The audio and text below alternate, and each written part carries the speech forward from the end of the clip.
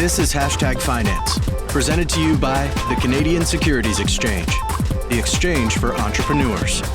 With your host, James Black. All right. So anyways, for those who don't know, you're listening or watching Hashtag Finance. This is a presentation proudly brought to you by the Canadian Securities Exchange. Myself, I am James Black. I'm here in Toronto, joined with my colleague Barrington Miller. Wave your hand. Anil Mall from the West Coast in Vancouver, actually Surrey. We represent Surrey. A little bit away, yeah. Yep. James. But we have two very special guests because they've hosted us on their podcast now twice. And we're finally, as part of Cannabis Month, this is the first time we're going to say this, Cannabis Month, we at the Canadian Securities Exchange, we've got Ramon Reyes. Yes. And I got Vladimir Bautista. Thank you for having me, guys. I'm honored to be here. And you guys represent the brain trust of the Happy Munkey Corporation. What are we calling you today? Are you guys an LLC? LLC. Yes. With a lot of moving parts, James. A lot of moving parts, as we know, reading your newsletters and your other publications. So look, guys, I mean, we're just going to sit here and have a chat, but, you know, you're not a public company, which is totally fine. You're not investment bankers, even better. You're not auditors, accountants, anything that sometimes we talk to. And you guys are like way more exciting, to be honest. But we often like to bring people into the show that are part of the ecosystem that we are involved with, which is capital markets. And you guys are involved in a really interesting aspect of it. You're part of the cannabis world in a big way, but you're also part of the capital world. Through many of the connections. And also specifically what I want to use as a jump off point tonight was your profile in Forbes, the website Forbes, Vlad. And let's just go from there. Like, how did that come? Like, did you ever think doing Happy Munkey and starting this whole thing that you were going to be in Forbes talking about this whole mishmash of what you guys are doing? Never in my wildest dreams, James. It just started basically like out of love, you know, me and Ramon just, you know, feeling like, you know, this was missing, feeling like New York needed a voice, and it has snowballed bigger than we would have ever thought because we just knew that we enjoyed a lot of these things. We had no idea that the rest of the world would accept us as fast as they have, and that we would be getting, you know, brand awareness at a global scale. So to answer your question, James, never, especially not from Forbes. And, you know, it just says that, you know, we're on the right track because I'm glad you mentioned everything you said, James. You know, a lot of people don't see value at the beginning what we were doing because it's a lot of it is culture based. But if you look at other markets in history, the things that move as far as like, you know what I mean, like big movements and big brands and big lifestyle companies is culture. And in this industry specifically, I believe that the corporate is going to have to meet halfway with the culture to really have a fully optimal industry. Interesting. So this past 3 weeks, we've interviewed, well, I'll let Barrington do the rundown of everyone that we've talked to. We went through Cresco, Curaleaf, Trulieve. We did BAM, we did Harvest, we did TerraSend. Am I missing anybody? Well, those were just the lives, right? We did some podcasts and things like that as well. I think X-Vital was one of them. Columbia Care was another one. Yep. So you guys had all the big boys. It's been a busy 520. Yeah. 520. We had the big boys and girls. They passed through, and what was really cool was that it was just a phone call. It's like, hey, we're doing this. We want to talk. We're making up Cannabis Week. This is our Cannabis Week. It was supposed to be 5 days or 7 days, yeah. And then it ballooned into 3 weeks. And all we did was pick up the phone and call. Say, hey, do you want to be on it? Sure. What do we do? Well, just talk. All right. Talk and don't be over promotional. And they said, done. And it's you know, you guys are at the intersection of culture and capitalism, and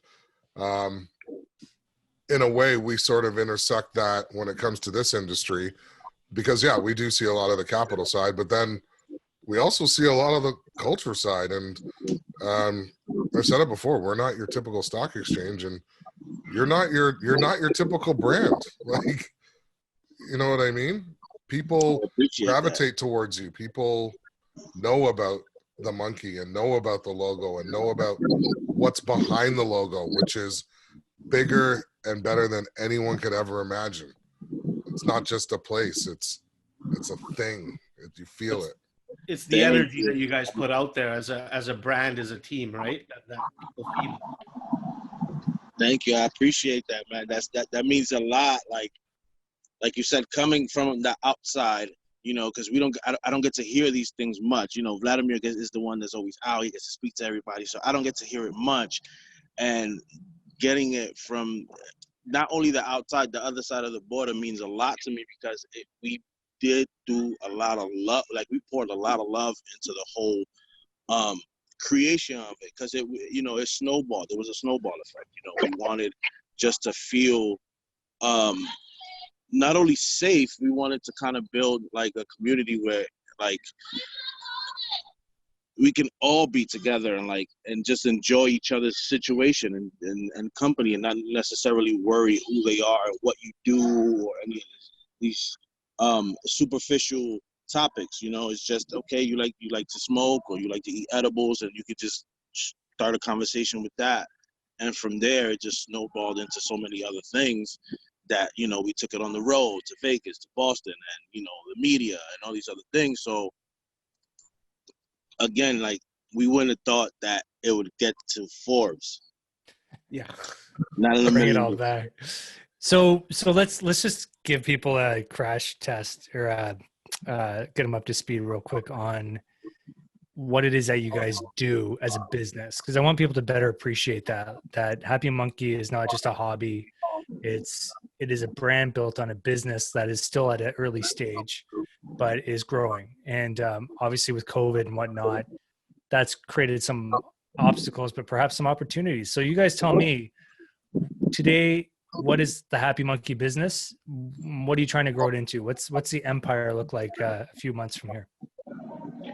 Well, James, first off, you know, right now, like you said, it's been, you know, this is a tough time, but one of the blessings of the whole quarantine situation is, for us as a company, is that our media has taken off. You know, trajectory has been amazing. So we see ourselves soon getting like really big distribution, like maybe from a syndicated channel. We're in talks with some people, you know, we don't want to give any details. Also, we also sell a lot of merchandise, like, you know, like apparel, you know, accessories. And then, you know, the end all be all for us, hopefully in the next 2 years, is to have a licensed dispensary and delivery in New York City. And also, you know, when things go back to normal and people can socialize, for us to be able to take the vibe to a global scale as far as consumption lounges. You know, that's would be the last one down the line because of the situation, but that is pretty much like the game plan and how the business part comes into play. Okay. And I've got Ramon on intermittent mute because he's hanging out in the city right now. But you know, Ramon, I remember reading in the article about how you went to Amsterdam and you came back to Vlad and was like, "Hey, people were just in cafes smoking, and we got to bring this to New York." And you know, maybe just give us an update. Like, where is the lounge at these days? Is it a going concern or? Right. Well, there is no lounge or space or events or any of the above anymore. But yeah, just to let people know a little bit of insight of that. So what it was is, whoever hasn't been to Amsterdam, there's a bunch of cafes out in Amsterdam, just like there is in California, a bunch of dispensaries. There's cafes that basically give you weed and all this other things, and you can smoke in the cafe, right? So I brought that vibe back to New York City, because when I got to New York City, the vibes of underground 420 parties were like flea market vendor events situation. You know, it'd be a whole bunch of vendors doing their thing, but that wasn't the vibe that I wanted. I wanted more of the Amsterdam / New York situation.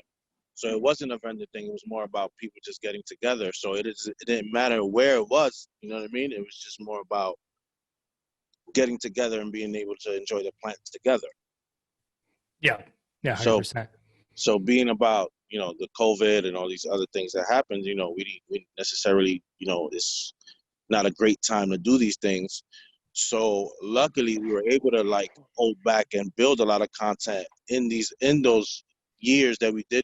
We were able to move events and we got a content to all that. So we were able to unleash all of this content now since all this COVID situation happened.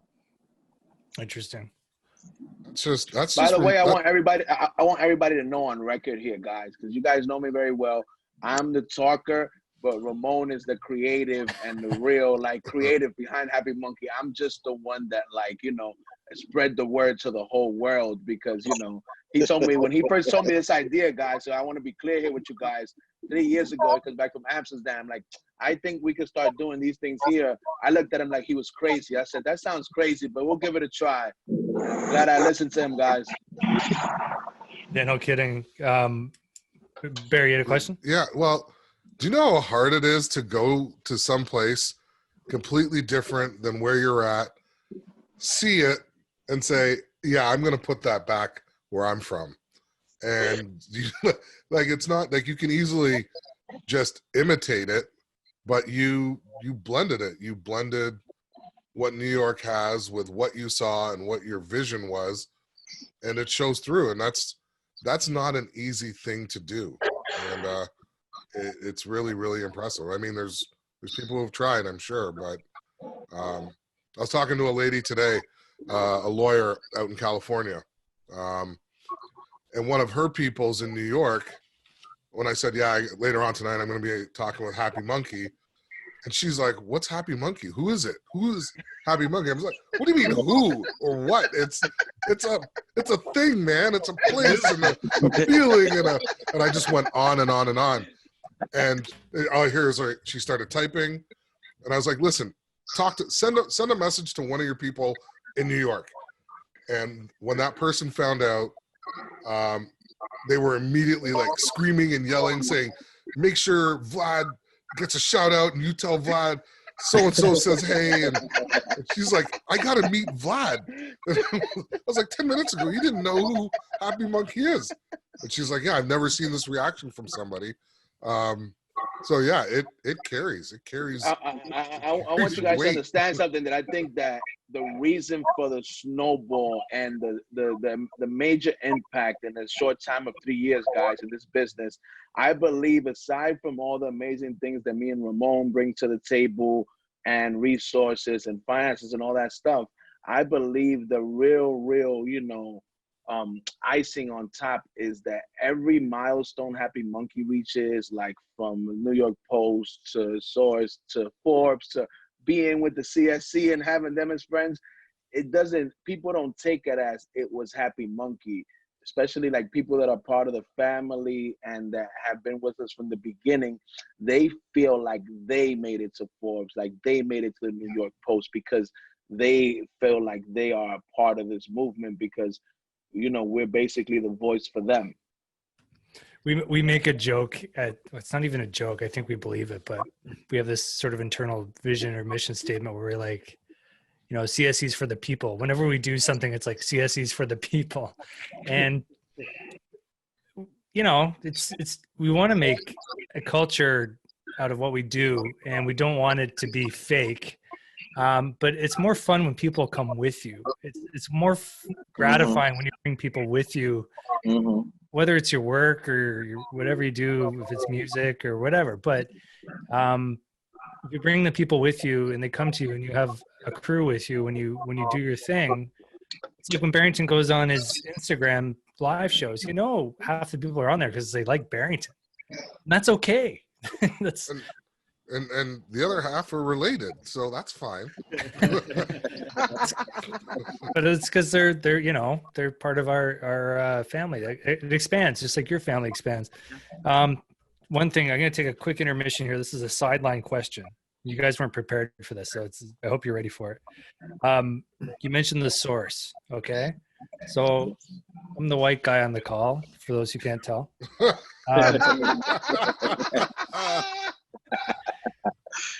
But I probably read more Source magazines than any of you guys in the 1990s. Well, maybe not. Probably. I was big into it. Listen, you're one of the coolest white guys I know, James. Let's not. I want to say that on public record here. I'm as cool as Richard. But the point being is, and the question I'm trying to ask is, so they always would describe, they would give it the 5 mic ranking. Okay, we're talking like Nazomatic, Outcast, Aquemini. You got to be like low end theory good to get a 5 mic rating. Yes. So what I want to know from you guys is, number one, from the corporate side, other than yourselves, who gets a 5 mic rating? That could be a company, it could be a outfitter, it could be someone part of the culture, but I want to know who gets 5 mics from you guys. Like outside of us, who gets 5 mics in the cannabis industry? That's right. I'll give Al Harrington with Viola a 5 mic. No, nice. I would give Burner and Cookies a 5 mic. What do they do? Burner, and he has the biggest brands out there. Oh, yeah. shit. Well, I remember reading the Source 20 years ago. So. Yeah, Cookies I has. would give. Well, I would think he's the biggest. He's one of the biggest lifestyle / dispensary brands out there. Yeah, I agree. I would give a Bang Edibles 5 mics because I've also seen them kind of like try to, infuse to the best of their ability, like, the culture and corporate a little bit as far as a public traded company. Mm-hmm. Anil, speak to that. I was just about to jump in there, Vlad. I actually spoke with Jamie on one of our lives for Cannabis Week, and she threw you guys a shout out there as well. So I just want to say the love there is mutual. Yeah. Bang. 5 mics as well. Bang is coming up. I wouldn't forget, to be honest, I know I'm going West Coast again, but I would definitely shout out Shabinsky. I don't know if you guys mention that. Yes, you know what I mean? I would definitely shout them out. As far as more like East Coasters, I would say Cannabis with Kim B and Tri-Tokes. Who else? I would say to Kim, man, Smokers she's Club. hilarious. She's awesome. Oh, Smokers Club. I would definitely. Smokers Club. I don't know if you guys know about them. They're a group of people that are big in the cannabis culture, and they're also in the music industry. And they've done a lot of amazing things, like, you know what I mean? But they like, used to throw like concerts and stuff like that. Anil, okay, so Anil, I know you want to jump in here. Who's getting your 5 I definitely want to jump in if we're talking about especially music here. Yes, sir. What I wanted to get into, we've seen artists. Oh, Anil, you're waking up. West Coast. Yeah, it's breaking up. Join the cannabis space, create brands and whatnot. Oh. Is that better? Yep. Try again. Yeah. Try again. Yep, I can hear. I can. Nope. No, he's waking up. Okay, we'll get back to you, Anil. We'll get back to you. How about you, Barrington? I'm interested to know what you got to say. Oh, I'm looking at as far as the corporate. So when I'm talking with companies and I'm meeting people, I try and see who I feel is real. Like, you know what? I don't give a shit who you are, how much money you have. If you talk to the janitor the same way you talk to the CEO, you're cool in my books. And there's a couple smooth people out there, like Charlie Bachtel from Cresco has been always picks up the phone, always answers. If he doesn't know something, he says it, and he'll find out. And he has instilled a culture within his organization that it's the people in there first. Like when you're in that family, you're in that family, and that's who he's looking out for. And then it's the investors and shareholders and whatever, but it's the people, the patients, and he goes from out, and you can see it and you can feel it. Uh-oh. Oh, another dude is Joe Lasardi from Cureleaf. If you get this guy talking about the veterans in the United States and how they've been treated and what he's doing and what his passion is, he'll go off. He will go off. And that's the kind of stuff I'm drawn into, of people that care. And Kim Rivers, same thing. She's Florida first. She's Flo Rida. You cannot. She rolls deep in Florida. Like, you know, she stands up for her people and stands up for her crew and for her true leavers. Florida State fan, I believe. Big Florida State. Yeah, fan. Like, so those are the kind of people that I like. All right, you're handing out too many mics now. You're starting to turn. How about you, James? How about you, James? I gave 3. Well, I'm gonna give Anil a chance here because I don't. Okay. Are we still doing the mic thing? Yeah. Yeah. Yeah. Mic ratings. Definitely. I want to hear yours. Rewind that. Now let's get. You know, you're kind of putting me on the spot here. I don't want to be able to pick favorites, but I don't know. No I don't. favorites, just mics. I don't think I can. I don't know enough to be able to comment on that. Oh, Neil, you're being shy, man. No. Gotta give me a chance here. So obviously, from my interactions, I'm gonna put you guys in that box definitely, because the few interactions that we've had, you guys have always been welcoming with your crew, no matter whether it's, you know, obviously the team joining you guys on podcasts or whether it's an invite for drinks, smokes, whatever it might be. So you guys are definitely up in there. You know, if I had to pick favorites, definitely my conversation with Jamie from BAM. Mm-hmm. You know, her whole outlook on, you know, emotional intelligence when it comes to her employees and stuff like that. I definitely look at her a different way, and I value that input with her outlook on, you know, creating that sort of atmosphere with her team. You know, there's the 1933 guys who are one of my favorites out of Vegas. So, you know, they've got a good culture. They're always out there. I'll include them, but yeah, those would be some of the guys that I would go to. Right on. Okay, I'm going to hand out some microphones. Bruce Linton, had him on the podcast yesterday, sort of the godfather of corporate cannabis. And the reason I'm going to give him a few mics is because of his openness around his experience.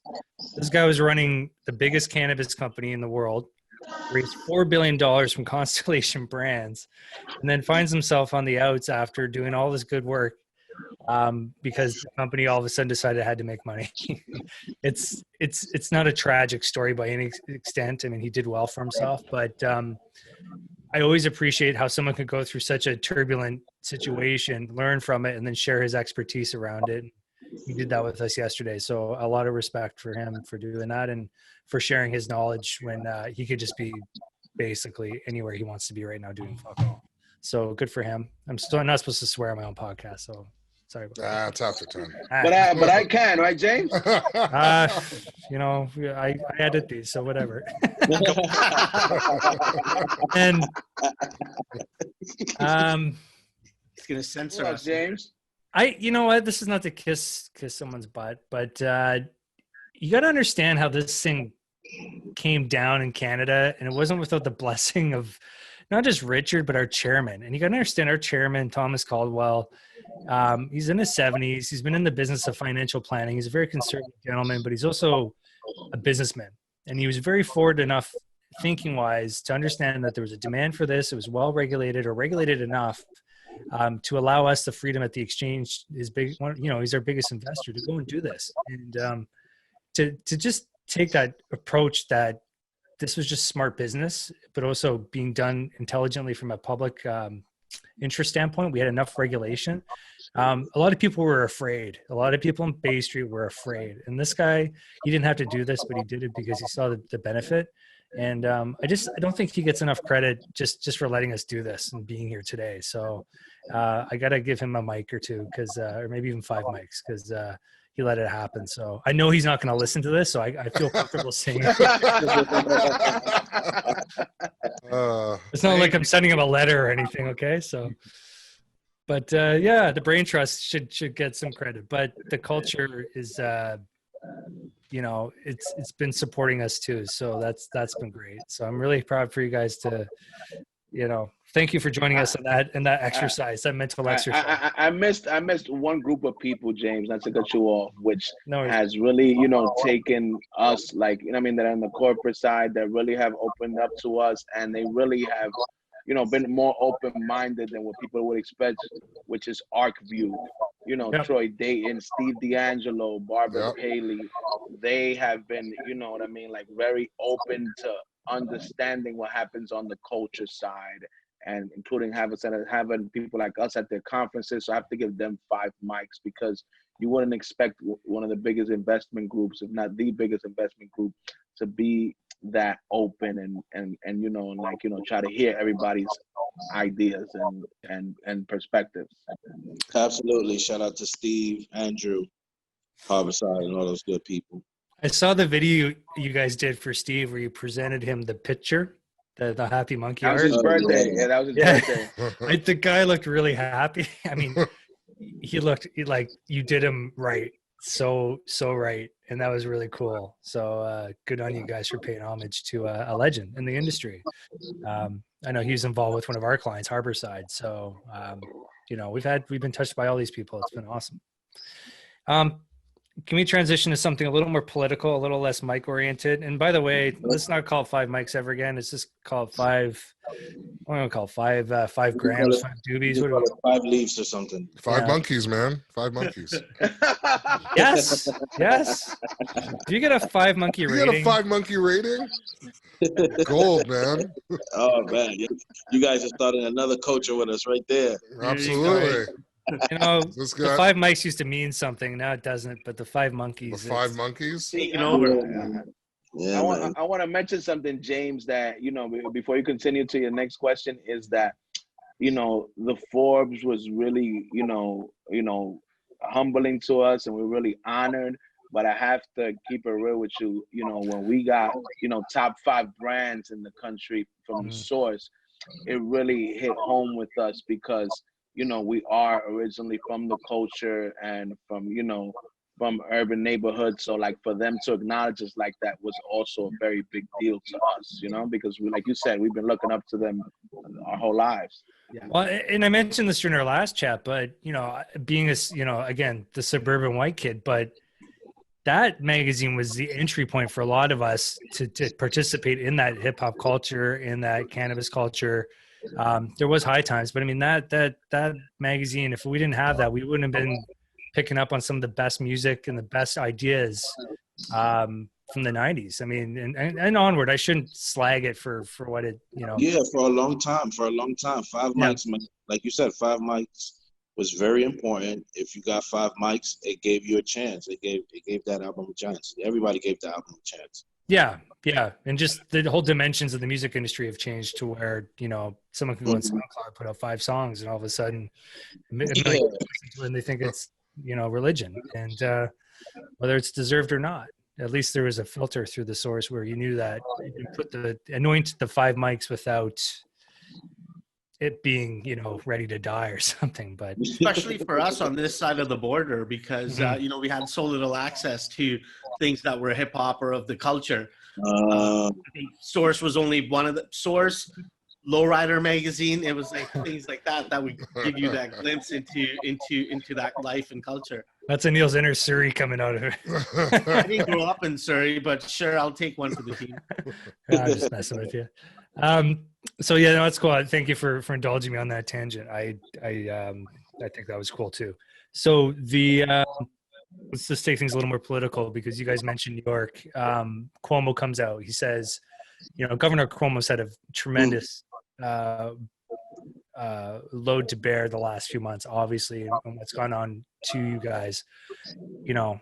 First and foremost, I hope everything is okay where you are. I hope you're safe. Ramon, I hope everyone's wearing a mask right now, because things still don't sound like they're completely settled. And But in the meantime, there you go. Yeah. That's what we're saying. You know, you came out and said, you know, they have legalization in the bullseye, you know, and I want to just get your thoughts, you know, how much that would mean to you guys to finally have rec in your state, and what do we mean for your business? Well, for me, you know, and you know, I'm sure Vladimir, you know, it was a dream that I didn't know I had. So it's something that would put me and a lot of people in our community at ease, you know, not only financially, but like stable wise, and like we don't have to look over our shoulders and all these things that we used to have to do in the past, you know, traditionally, you know. Why wouldn't, you know, if not us, then who would you give the opportunity to? You know, we've showed you so much what we can do and what we, you know, the capability we have and what we're able to pull off and more. Yep. You know, so as soon as, you know, things are willing to change and the governor is willing to change things, we are there and we're more than prepared and ready to. Yep. No, you guys are equipped.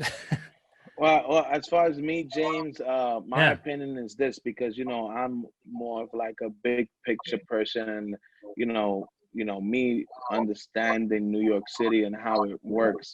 I not only want to see it roll out, I wanted to see it be sustainable long term. And if it was up to me, my personal opinion is that I believe before they go into straight rec, right now, currently for medical in New York City, you have no flower.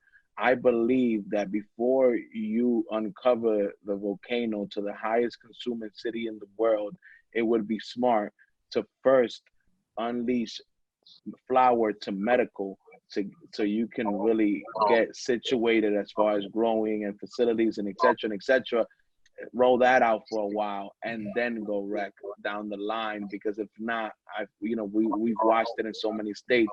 I don't think it's going to be sustainable. Yeah, I don't think it's going to be sustainable, or it's going to be really organized, or it's really going to, people are really not going to be able to benefit from it financially or personally if it's not done in the right manner. Because we've watched states with smaller consumption, smaller populations drop the ball. And, you know, I would rather wait the little extra while and it be done right than it be rushed and it turned into a, you know, Barnum and Bailey circus, James. Fair. You've been watching New York. I've been watching New York, watching New Jersey, and I've been watching the money flow out of New York and go to Jersey. And I'm not the only one watching that. I know New York is sitting there going, those dollars need to stay in the city. Those dollars need to be managed properly. And any really good market, like Vlad said, has a medical base. Any good market, any sustainable market that you see, it doesn't matter where you are, if you have a good medical program, because people don't screw with the medical program, then you can develop your rec. And that's what needs to happen, just like Vlad said. So I'm in 100% agreement with him. Well, fingers crossed. Nothing's done till it's done, right? right. And we'll see if we get there. Now, Ramon, where are you? Because it's bright outside. Oh, I'm in Nevada now. It just dawned on me. I'm like, I thought you were in New York. I'm like, where are you? No, I'm in New York, guys. He went to Nevada to visit family out there. Yeah, I have an older brother out here in Pahrump, Nevada. He's been out here by himself for the last 3 months, pretty much since the quarantine started. oh wow. And yeah, and he grows hemp out here, so I kind of like came out here to visit him, hang out, pretty much be his labor rat for a couple of days and stuff. What was the flight like? Or I assume you flew, or did you drive? No, I flew. It was very easy. There was nobody at the airport. Masked up, gloved up the whole time. Yeah, that's basically. But it was easy. There was no issues. Wow. I got a question for Anil. because Anil's on the West Coast. What's it like there? What's going on? What are people walking around? Are they quiet? Is it? You know, people have been out and about as of this weekend. There's certain restaurants are open, bars are now open. There's a few pubs open. Bars are open? Well, like a couple of pubs and things like that. I'm not ready for that. I'm not ready for that myself. I'm in the house still. Oh man. There's been a lot more traffic, so you see people now almost, getting used to it, where rather than try to flatten the curb or whatever, people are learning to live around it, or at least adjusting to it, and just being like, okay, well, I need to live my life. Let me get on with it. Where in the West Coast are you exactly? I'm in Vancouver.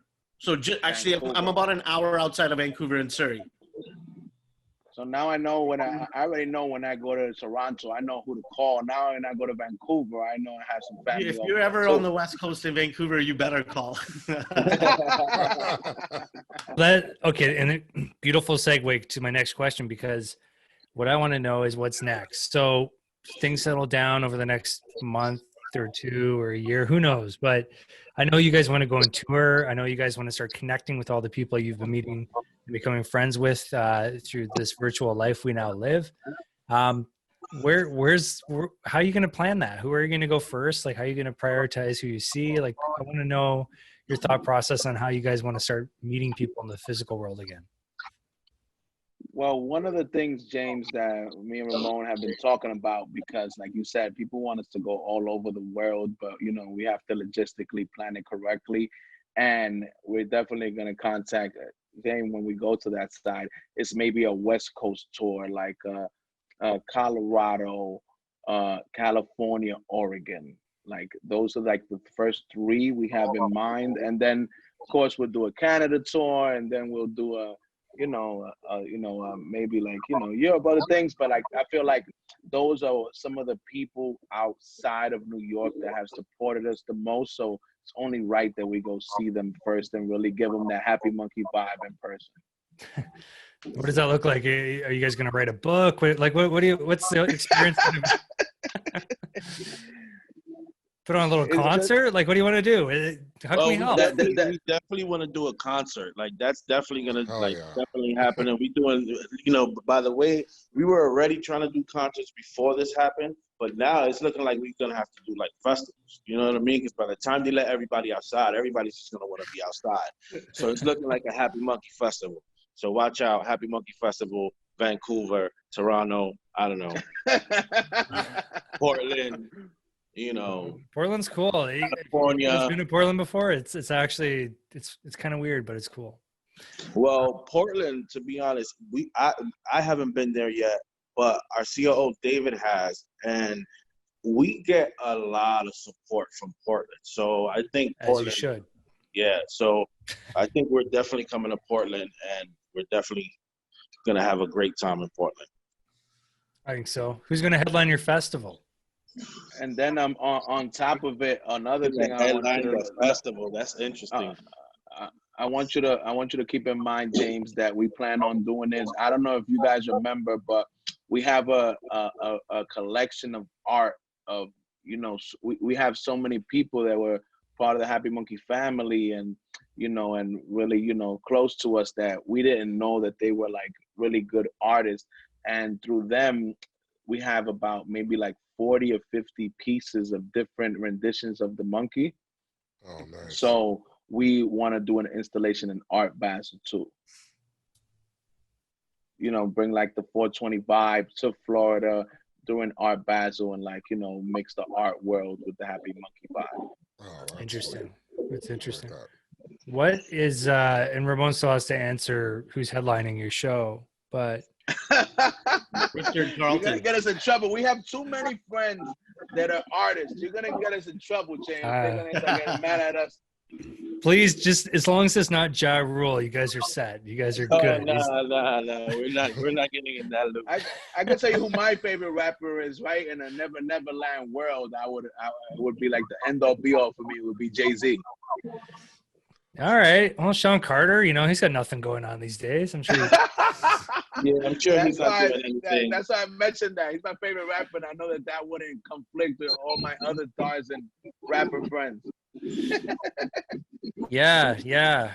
I'm trying to think. Yeah, I think he got the Blue album got a 5 mic rating, or the Blueprint rather, I should say. Jesus. Yeah. Discredited myself. So let's talk about the logo then, the Munkey logo. What is the legend of the Munkey? I need to understand Ramon how that has to answer that. Ramon came up with the Munkey, guys. That's his question right there.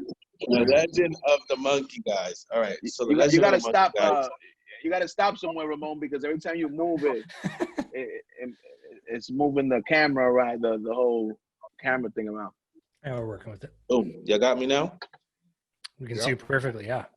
All right, perfect. All right, so the legend of the Munkey, guys, honestly, it was just some real stoner shit.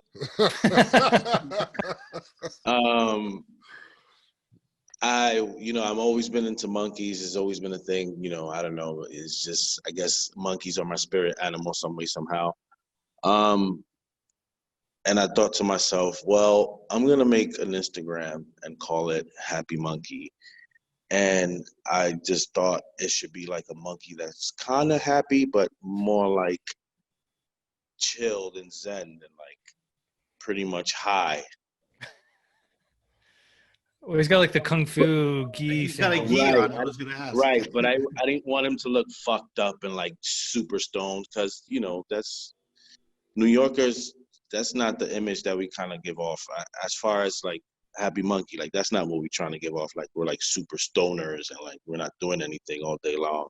But we're zen, and we're happy and we got good vibes and our energy is great and so should yours. That actually, and jumping guys, but Vlad, you said something interesting in your Forbes article, I believe, where you said, cannabis was sort of an alternative to the worst stuff, the things that other people in your neighborhood might have been doing to relieve their stress or dealing with their reality. And maybe just touch on that a little bit about how you came into utilizing cannabis to deal with what you thought you needed to deal with in a productive way. Because I think it touches on what I'm kind of saying. Like it shouldn't be this bad thing. It's actually you use it to kind of in a very positive fashion. And I'm glad you brought this up, right, James? Because sometimes I talk to different people and doctors, and I touch into this subject right here. So, I grew up, and Ramon also, we grew up in Uptown Manhattan, Harlem, Washington Heights. In the 80s and the 90s, it wasn't the most pleasant place. It was, a little rough and tough, a lot of hard drugs, a lot of things. So, to be able to still continue, going, having to live in these circumstances and still do what you got to do, out of all the options, cannabis was the best one. Helps you, take the stress away and help you still move forward, to go to school, to pursue your dreams, whatever it was, without hindering you like all those other hard drugs would. And what I wanted to mention to you was that I argue with the medical people sometimes, right, James? And I tell them, because they always like, try to make it seem like, the more medicinal side. So then I tell them an analogy. I tell them, how about the people that grow up in rough urban neighborhoods and tough situations, whatever they may be? The same way that war veterans have PTSD, people that are under bad circumstances should also kind of like have that right to use cannabis, just like, to take your mind off of whatever you've been through in life. Interesting.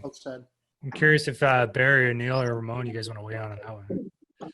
No, I think you hit I think you hit all the points when you said that.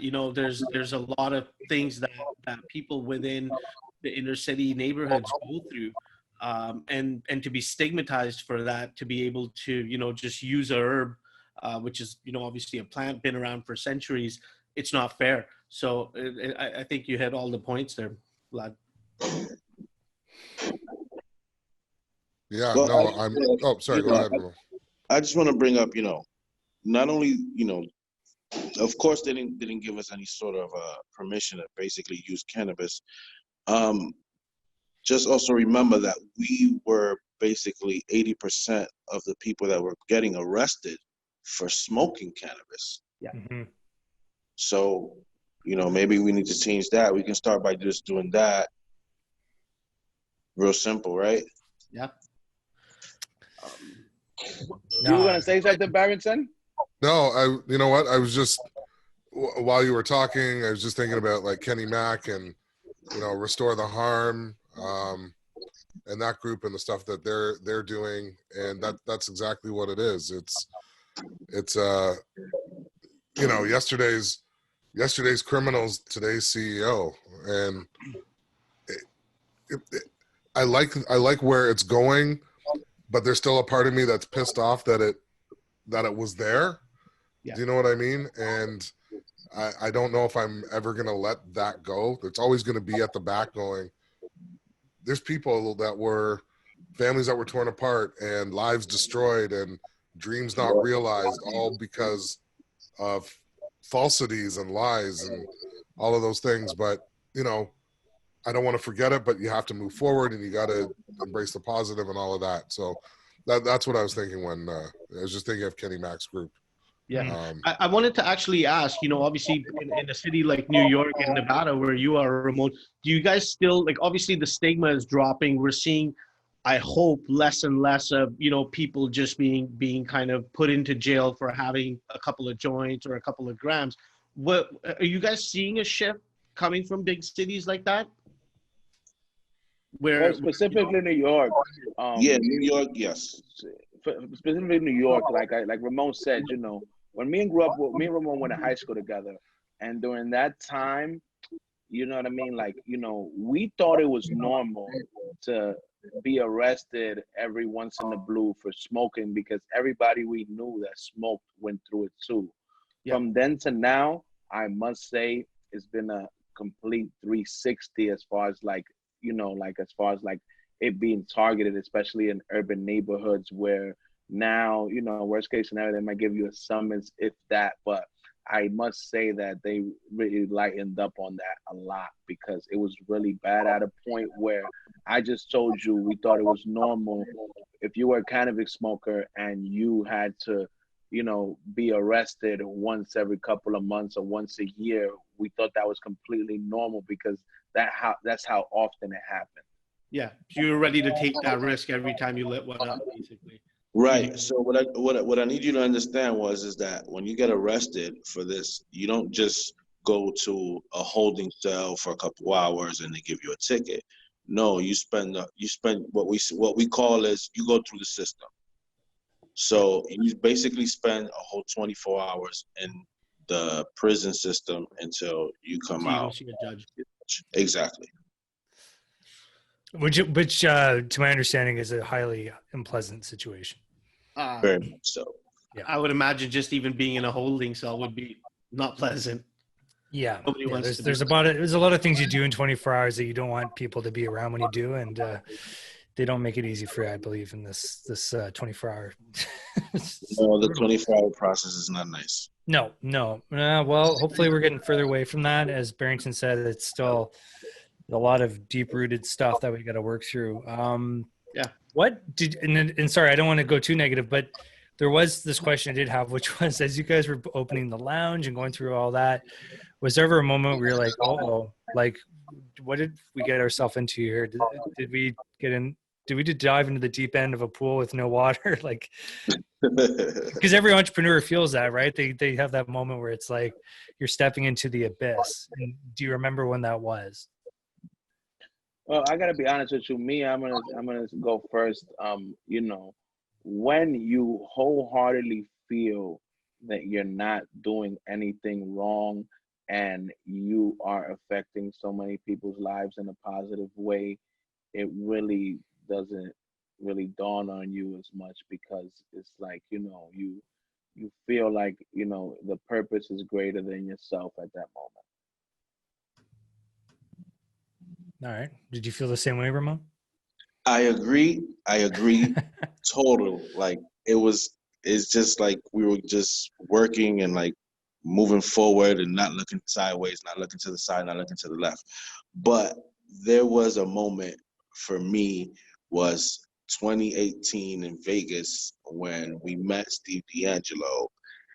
And I, up till that moment, like I had some information on who he was, but I was able to meet and talk to him personally, and that gave us like a boost of like no tomorrow. Like we're like, oh shit, like now we're not talking like locals, now we're talking like, you know, everybody on the West Coast are talking about us and know what's going on and the movement pretty much that we have going on. I think that moment right there kind of let me know, like, bro, this ain't just your local situation happening here.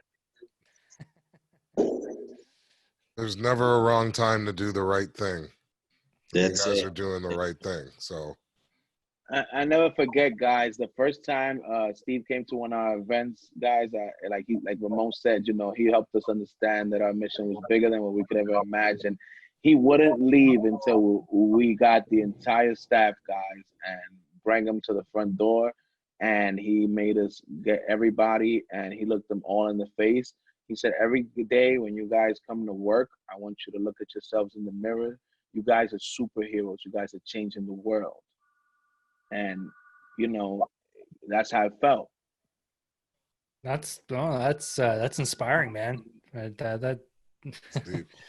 Yeah. I haven't done that for any of my people I work with. So.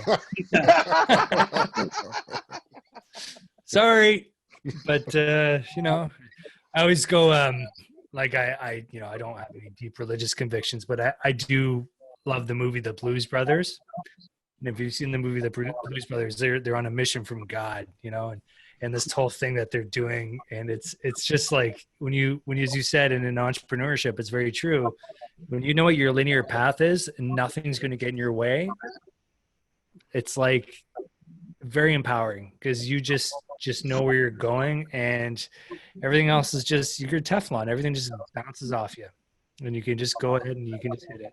And to wake up every day and have that direction and have that internal locus is I assume it's almost what you need to have. It's what you need to be an entrepreneur, or else you're just going to get, you know, laid to waste, because so many of the haters will come out. They'll come out and they'll drop you. They'll knock you down a notch. And yeah.